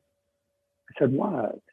They said, well, we'll just kind of get real serious when we're interviewing. Say, do you consider yourself a political director? And all of a sudden they're like, yeah, wow. I do have very important ideas. And that's the worst thing you can do to somebody is act like they're important. And all of a sudden, kind of really ordinary insights become very important. And that's one of the problems, I think, with a lot of filmmakers in general, or celebrities in general, is that they start thinking that their opinions are somehow insightful and they have more insight than people who actually are maybe in those fields. Yes, exactly. You know. So I think that's one of I find that to be a problem with I agree today. Sometimes I feel like it's too, people take themselves too seriously. They should focus more on doing what Stuart Gordon did, which just make a damn good entertainment. That's all. And the rest of it will look after itself. So Brian, this has been awesome. I just have two questions I have to ask. And I loved hearing your story. This has been so much fun. So one thing we talked about, and I love when like these moments happen when I talk to people, you talked about John Huston, the Criterion, and you're like, wow, Annie is on there. So with you, Honey, I Shrunk the Kids. Did you write that? Was that story supposed to be a horror? Yeah, well,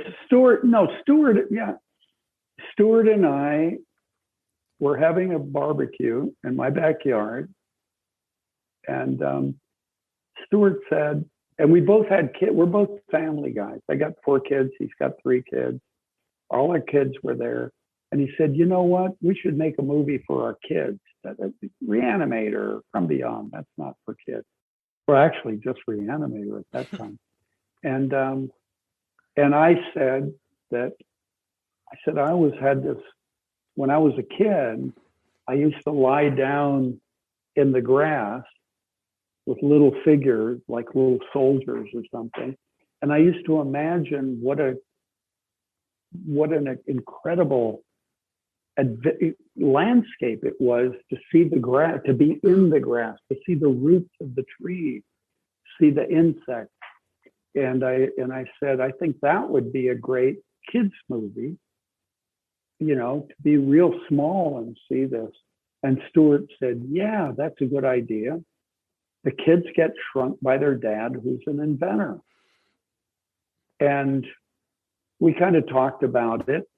And then Stewart, because we were in Rome shooting Dolls and From Beyond, and he had a big time agent or an up and coming agent, because he had a career as a theatrical director. And some of the actors from his theater were already in Hollywood. So he got us a pitch meeting at Disney, because when we talked about the story, we said, oh, this should be a Disney movie like Flubber, or, with the Shaggy Dog and the movies we saw in the 50s with Fred MacMurray. Should put Fred MacMurray in it. And it should be a Disney movie. And we called it the Teeny Weenies. And so he got the pitch meeting for us at Disney. And so we flew back from Rome to LA for this meeting. And in the back of the plane, back then, we went on Alitalia, and there was some kind of terrorist stuff going on in Italy at that time, in Rome. So Alitalia had almost nobody. So the plane was almost empty. And we sat in the back, and Stuart got out his yellow pad, and we just sort of came up with the story for our pitch meeting, which, on a digression, when we got to my house, I had a guy watching my house, staying in it, and he had locked it up, and he was gone for the weekend. And when Stuart and I got to my house, I tried to get in, and the alarm went off. And Stuart said, let's get out of here. And I said, I live here. We can't go anywhere. And so I crawled in a window, and then the cops came and wanted to put us at gunpoint and search the house, because I didn't know the code words, right? So anyway, that's the kind of people we were, right? The cops are coming, get out of here. Stuart's a Chicago guy. He's a downtown guy. People don't get that about him. When I first met him, he wore a leather jacket. He was like a Chicago guy. But anyway, we did our meeting, and boom, it just started moving along. And we ended up with a meeting with Jeffrey Katzenberg, and then we had lunch with him at the executive dining room, where he told us that, we want to do this movie, but we're going to have to change the title. Teeny Weenies sounds like a low-budget porn movie. And so they came up with a new title, which was, of course, much better. And we developed the whole movie. My kids were the test kids for writing the ant on our test footage. We did everything. We cast it. I moved to Mexico. The whole thing was shot in Mexico. And unfortunately, right before we were going to shoot, Stuart had some health problems and had to leave the production. And then, of course, once they brought in Joe Johnston, he had his own producer. So I was kind of moved aside from that. But we designed the whole movie. We did all the storyboards. We did it was, I would say the movie's 80% of what we designed. Wow. But remember, just think about this. Teeny Weenies with darker lighting and a bad ending is a horror movie. Horror and fantasy are two sides of the same coin. You can take any horror movie and lighten it up to be a family movie. You can take any fantasy movie, and if you kind of darken it and twist it, it's a horror movie. So it's not that big of a stretch, actually. If you think about it, it really isn't. Because it's frightening. That's why I thought of that. I was like, it's kind of frightening, shrinking your kids, and then they're riding ants and almost getting stepped on. So that's fascinating. Now, do they call you? Do they have to reach out to you for all these, like the sequels that they made, the TV series? No. All they have to do is pay you. And I must say that the Disney at that point didn't really believe enough in the movie. It was a low budget movie for them. And we weren't even allowed to have our production offices on the Disney lot. We had to have them a couple blocks away. And we shot it in Mexico so that there would be no unions or anything, right? It was shot in Mexico City at Churubusco Studios. What that meant was that, unlike most studio pictures, there wasn't a lot of kind of overhead. They couldn't charge studio overhead. And there were no big producers, big producer names. Nobody had what they call a gross deal on it. So that meant that the net profits, the points, were valuable. So I made more money on that movie than anything else I've ever done. I think maybe Stewart did too, because they couldn't hide it. On the sequel, of course, they piled it up with costs. And, the way a studio does that, they used to do. Now they don't really develop stuff like they did. But back in those days, studios used to give what they call housekeeping deals, which is they would put up producers, directors, and writers on the lot, and they would give them offices and pay their secretary and all that. And then when they got a project going, they'd take all the money that they had put on the books up till then, and that goes against the movie, against the profits of the movie.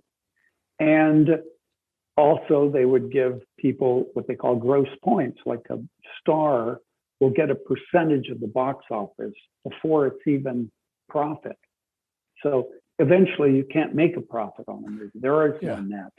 But when they did the sequel, of course, it was all had a whole bunch of, when they have a housekeeping deal for a big producer set, and then they've spent a lot of money, and this producer doesn't have any real project that's going into production. They'll put them on a movie that is going into production, and then take all those costs and put them to that movie. And that's a way to kind of write off those costs.